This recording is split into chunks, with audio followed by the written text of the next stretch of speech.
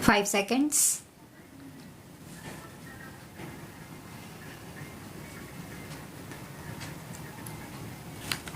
We believe that the private sector, both in agriculture and industry, will provide the needed thrust to economic growth. However, government will have to continue to play a crucial role in strengthening the social and physical infrastructure. This cannot happen unless the physical health of the government at the center and in the states improves considerably and gains strength. The realization of the social and economic objectives of the ninth plan depends critically on our being able to finance public investment in crucial areas of social and physical infrastructure. We will fail in our duty if we do not improve the central and state finances. The center has started taking certain firm measures to fulfill our responsibility. I urge the state governments to put their finances in order. Dear Chief Ministers, recent trends in this regard are alarming. States' own contribution to plan financing has been almost non-existent. States are increasingly borrowing even to finance their current consumption. Reluctance to mobilize additional resources to meet increasing expenditure is the reason for this. There is a need for austerity all around to contain wasteful public expenditure. Revenue should be increased through a greater attention to efficiency and productivity of the enormous human and financial resources we invest in our various schemes. Can we accomplish this without a political consensus to end competitive populism? We are aware that the center has taken certain measures in recent years that have had serious, though indirect, repercussions on state finances. As an example, I mention the implementation of the Fifth Pay Commission's recommendations. Adoption of these at the center has had a snowballing effect on states. I can assure you that we will be more considerate of states' interest in such matters in future. Charity begins at home. I would say the same about cutting the central government's expenditure. I urge all central ministries to enforce expenditure management rigorously.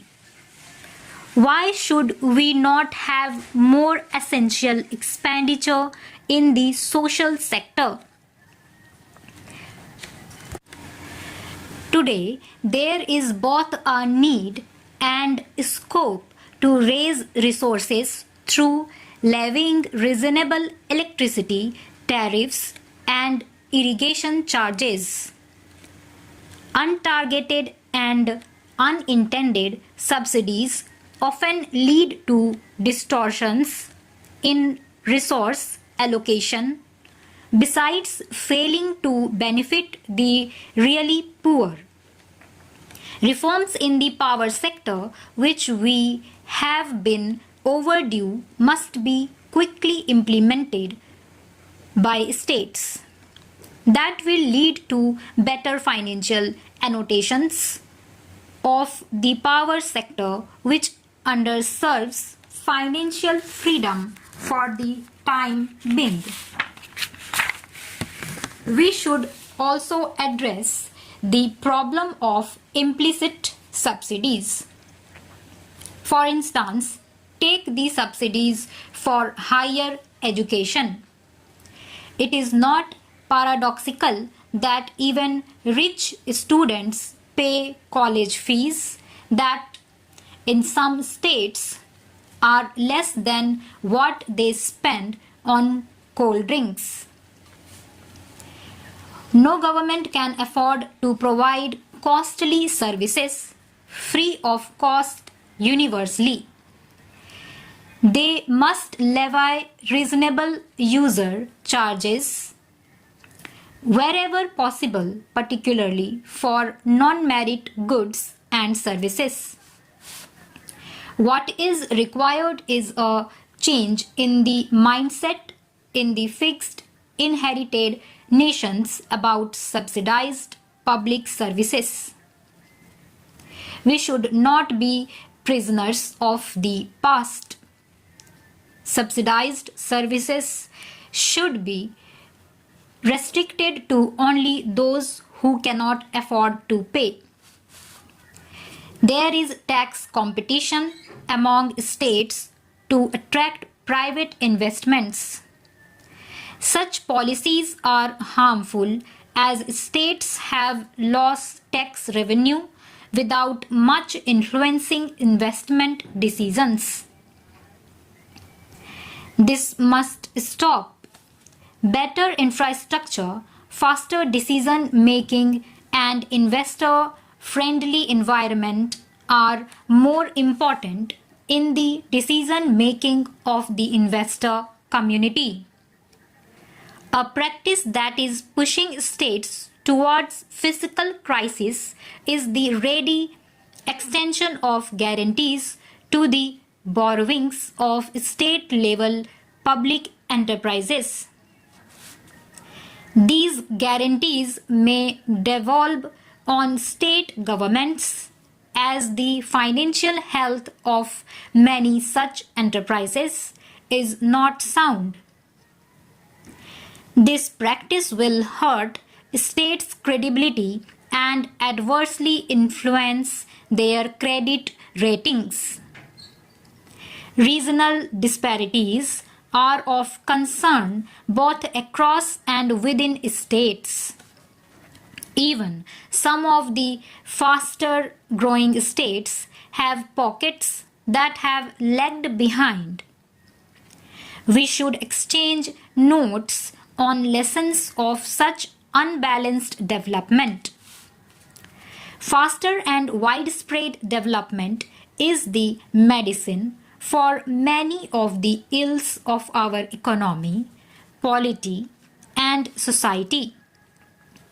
Let us strive to live up to the expectations of the people, especially of the poorest, who are also the majority of voters.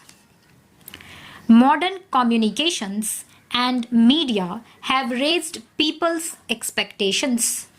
We cannot forget that many of the social, political, and communal tensions we see today are due to the non-realization of these expectations.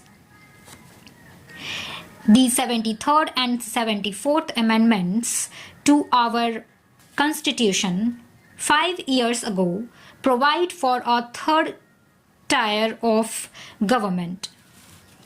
Still, several states have not yet imbibed the spirit of these amendments.